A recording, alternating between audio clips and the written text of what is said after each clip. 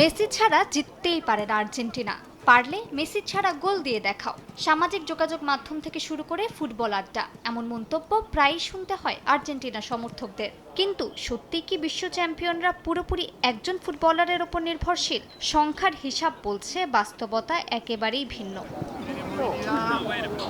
ESPN global sports রিসার্চের বিশ্লেষণ অনুযায়ী 2022 বিশ্বকাপের পর থেকে মেসি খেললে আর্জেন্টিনার জয়ের হার 83%। অবাক করার বিষয়, তাকে ছাড়াও জয়ের হার ঠিক একই 83%।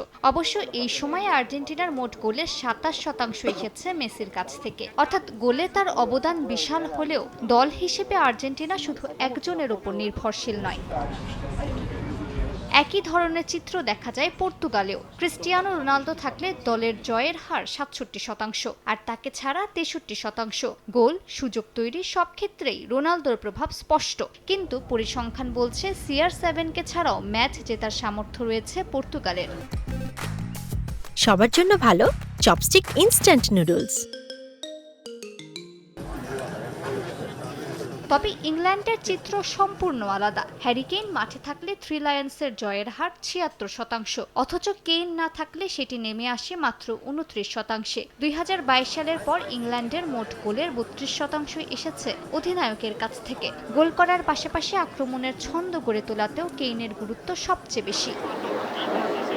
ফ্রান্সও অনেকটাই নির্ভর করে কিলিয়ান এমবাপ্পের ওপর। এমবাপ্পে খেললে জয়ের হার 71%, আর তাকে ছাড়া মাত্র 50%। তবে দেমবেলে, ওলিসে, দুয়ে কিংবা বারকোলার মতো তারকারা থাকায় আক্রমণে বিকল্প শক্তির অভাব নেই লেস ব্লুদের।